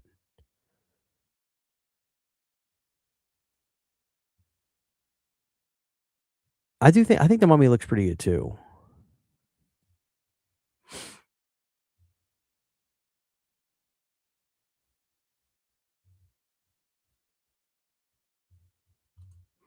I watched the episode. I still get creeped out with Brandon's episode that we did on the paranormal activity stuff because when he closes that book and he's like, "Pretty cool, huh?" And you hear that, yes, that haunts me because I heard it clear as day. It was fucked up.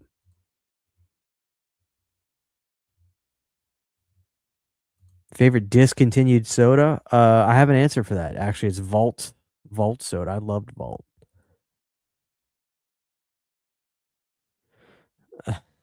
I'm hoping I go the whole rest of the stream without getting a comment single. Well, sorry, Retro. I'm doing the best I can, man. I'm not trying to overlook you. I really am not. I'm getting a lot. It's hard to keep up with them.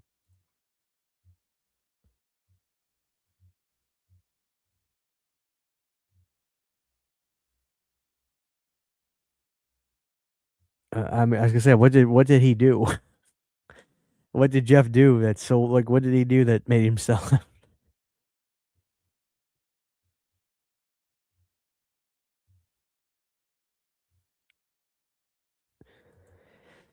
Are you thinking of doing Halloween Horror Night sometime? I heard there will be an Ozzy house in California, which is I don't know. I mean, I try to plan certain things. I don't know if I'm gonna go anywhere. I tell you what, I actually got an offer. I am not gonna talk about it just yet because it's not set in stone, but I'll just say this. I did get an offer this year to host a panel for a Return of the Living Dead reunion. And I don't know if it's gonna come to fruition. I got the offer, but I don't know if it's all gonna work out. So that'll be some more traveling I do later this year if I get that opportunity. So, we'll see. I actually it's one of I actually would like to I don't know if we have anybody here tonight from Minnesota, but I'd actually like to visit Minnesota one day for Halloween. They have this Minnesota really gets into Halloween, and they have this, Minnesota has this amazing Halloween parade that they do, and it looks really fucking cool. It's something I'd like to experience. So, I'd like to do some more traveling this year, but we'll see, it just all depends with the finances and, um, if I can get the time off and everything. So, we'll see, but that's something I'd love to do is go to, Minnesota for Halloween.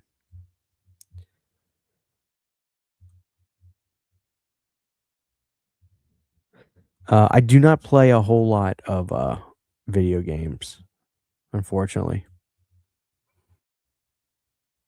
Who was the hunkiest man in Friday the 13th? McCullough, definitely, the teacher.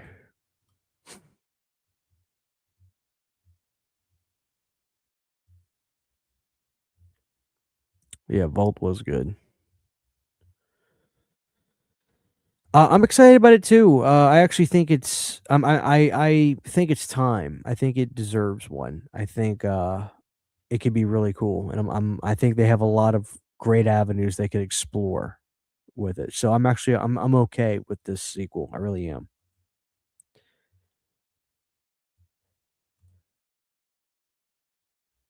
What's your favorite? I was being sarcastic about McCullough. What's your favorite Nightmare on Elm Street kill of all time? Mine is Danny when he refuses the motorcycle so he can cut version. Thank you for 4K show me.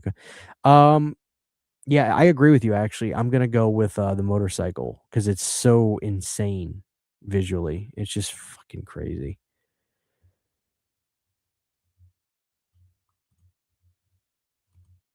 You should go to Massachusetts for Halloween. They take it very seriously, my brother. You mean like Salem? I'm assuming, Akeem. Very cool. I didn't know you had a brother in Massachusetts. Awesome. Where do you travel for Halloween, Akeem? Do you stay home? Do you go visit family? I won't say where because we're on the internet, but um, do you travel for Halloween? Like, where do you ever go to certain places for Halloween?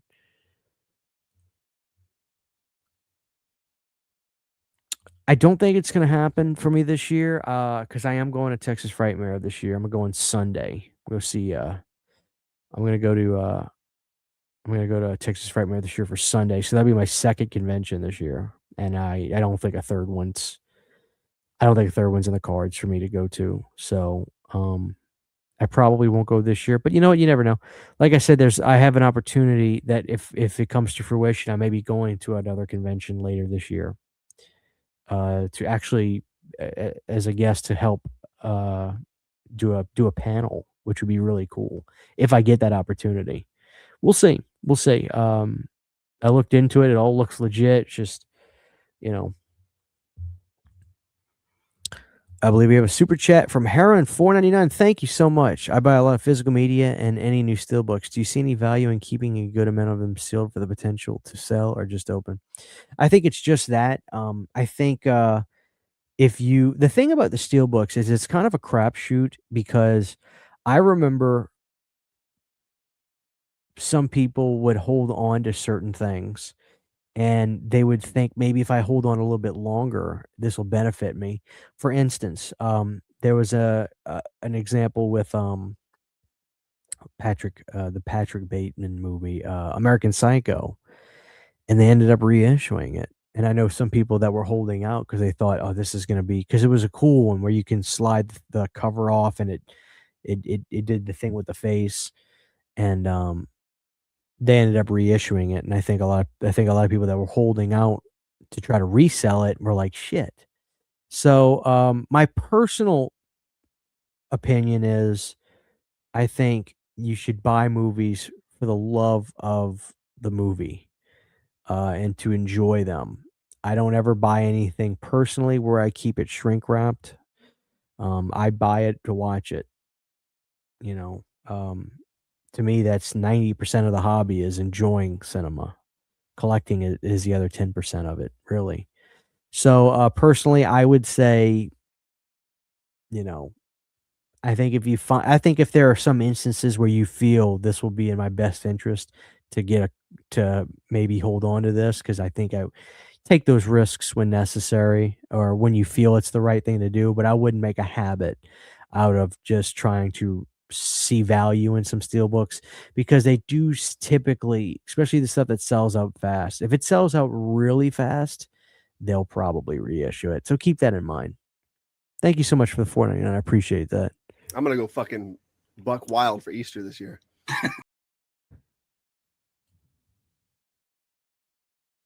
I'm really gonna try to, but again, I'm already kind of getting tapped out. It's just one of those things. I'll see. I'm gonna see. I do have that. I have that. I like the mist. I do like the mist. I've not been to Cali before. I've not been to Cali before. If you can get me a piece of the factory, I'd love that. I'm not even kidding. I would really love that. I'm gonna try. I got his email, but he never got back to me, so I'm gonna try again. All right, I love it when people tell me they're going to see Alice Cooper. That's my hero. I love Alice. That is my hero. Any concerts you're going to this year? I don't know. I saw Alice last year. He's not coming anywhere near me really again, probably. The bands I would like to see if they come by me would be Blue Oyster Cult. And I'd go see Ghost. If Ghost comes by me, I'd go see Ghost because I do like them. Um and I would see Manson again. I'm a big Manson fan. Um I'm sure there's a few other bands that if they came by me, I'd be like, "Oh yeah, I would go see them." But anytime Alice comes by me, I make a point to go, and he's always just as good, if not better, than the last time I saw him. Thank you so much, Nico. I don't even say collector anymore, CHH. I consider myself a curator. No more bulk buying in bulk, just stuff I know I'm going to buy. That's a great way to look at it. And you really have to you either become that for the love of the game or by necessity. I'd like to think it's really for the love of the game, right? But you're right, man. It's like you could see just right here. I mean, I've got a shelf that I had to, I've got shelves all in here full of movies. This is actually the new Anchor Bay line right here. This is a good movie. It's called Abruptio. Really unique movie. It's all done with puppets. And you would think it would be bad. and it wasn't. It was really good. But yeah, you do have to. You have to. I totally agree. And even me, I'm at that point already in here. Like I have room, but limited room. So I'm with you, man. Curator's a great word. I like that. I call myself a. I like to catalog stuff and have it, even if it's stuff if it's a movie I don't like. Some people will be like, "Why don't you just sell that movie if you know you don't like it?" Well, it's like, I have it though. It's cataloged in here. It's a part of this collection, and you never know. Maybe one day you'll go back and watch that movie and change your mind on it. It's happened to me. I'll give you an example. Um, I would say back in 2016, 17, maybe more like 18, I watched a movie called The Changeling. Didn't like it. Didn't like it. Then I saw The Exorcist 3 right after that. So it might have been a little bit before because I'm pretty sure I saw The Changeling in 2015. Saw Exorcist 3 actually before that. I saw The Changeling in 2013 and I saw The Exorcist 3 in 2014. The Exorcist 3 blew me away. I was enamored by Mr. Scott, and then I went back years later and watched The Changeling, and I liked it a little bit more. And then I watched it again right around COVID, and I was like, "I think this is a brilliant film. I really do." And I think The Changeling has one of the best shock openings, um, you could have. And I think, it's one of those instances where and to go where to go with what I'm trying to say is I never streamed The Changeling. When I went to go revisit it, I watched the releases that I had. So, that's the beauty of maybe holding on to some stuff that you may watch and not be in love with, because you could change your mind later on. And the same could happen the other way around. There's certain things that you may like less as time goes on. But I think that's an example of how the movie doesn't change, but you change. And, that's the thing to remember sometimes. Sometimes, the movie doesn't revolve around us, we revolve around the movies.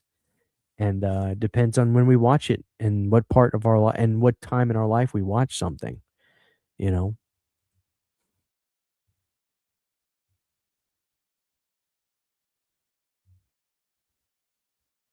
I agree, it would be huge. It would be huge. Yeah, somebody was asking me about this earlier. So I am still watching The X-Files. I am in the middle of season 4, but we have started The Sopranos. We started The Sopranos um, yesterday for my birthday, and we are already on episode 6, and we are loving it. I am really into it right now. There's clearly, excuse me, there's clearly something going on with the wife and the priest that I'm like, oh man, Tony is not going to be happy about this. So I mean, I'm already really liking some of these subplots going on. And, no spoilers, please, if anybody can help it, because I've seen clips throughout the years, but I've never actually obviously, I know how the show ends because it's always on Instagram. But, I'm really, really interested to see how things progress.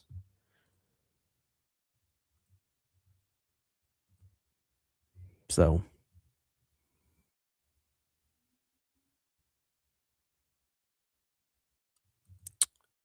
there you go. Yeah, I agree. Any opinion on the Avatar Fire and Ash 4K being nearly $50 for the standard 4K? Nothing special is coming with it. Give you. Well, hold on. Is it actually going to be $50, or is that just what Amazon has it listed as? Because they always overinflate the prices on initial listings. I mean, always. It's never that much when it actually comes out. But Amazon does that just to do it. So that's my question. Is it actually going to be $50? Or is that just what Amazon has it inflated as?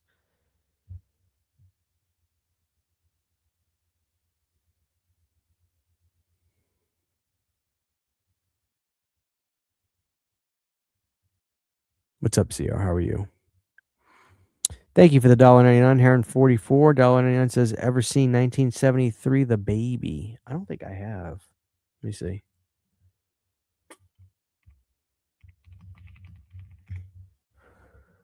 No, I haven't seen this. Who's in this?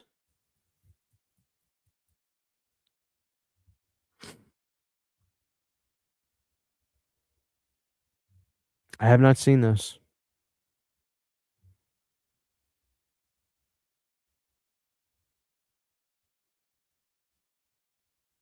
Somebody on Reddit says, "What a completely insane ride. The first 60 minutes had me teetering between laughing, feeling really uncontrollable, and feeling embarrassed for the actors." Oh man. It looks like it's got a Scream Factory or something. Thank you so much for the $1.99. I appreciate that.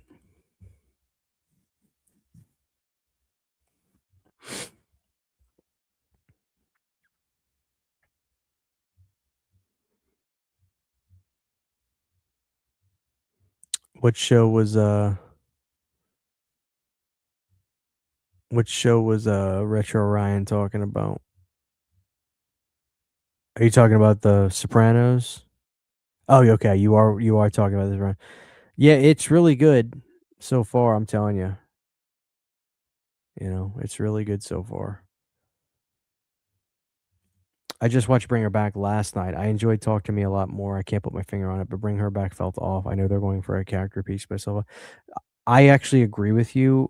My wife actually preferred Bring Her Back more than Talk to Me.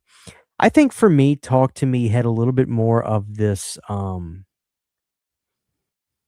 there was something more dangerous about Talk to Me, right? I think there was something a little bit more, um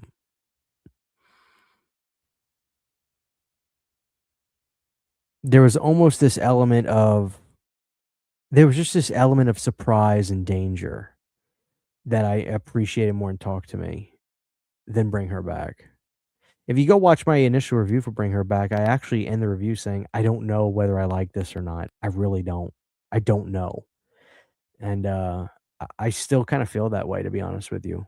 I really do. I still kinda feel that way.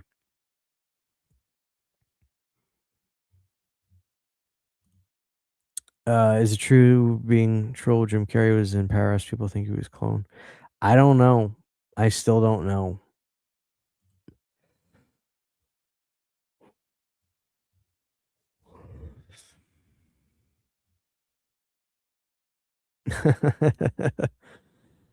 Isn't it true that that kid grew up to be a drug addict? Or am I thinking about, Family Ties?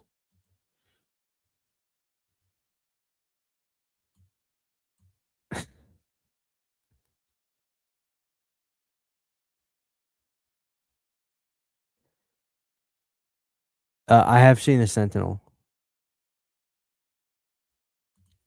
I did background on Sopranos, Fun Days and Nights. Oh, man, I bet you've got some stories you could tell.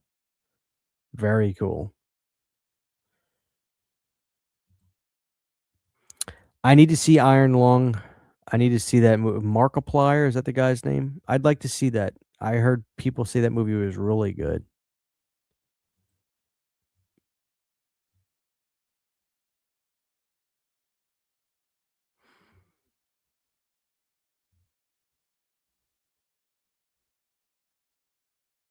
All right, guys, we just hit the 2-hour mark. I'm gonna try to stay up. I'm gonna, like I said, tomorrow's video, which will come tonight for patrons. We're just gonna kind of cover the news on Tales from the Crypt, and I'm gonna give you my thoughts on what this could mean, etc., etc.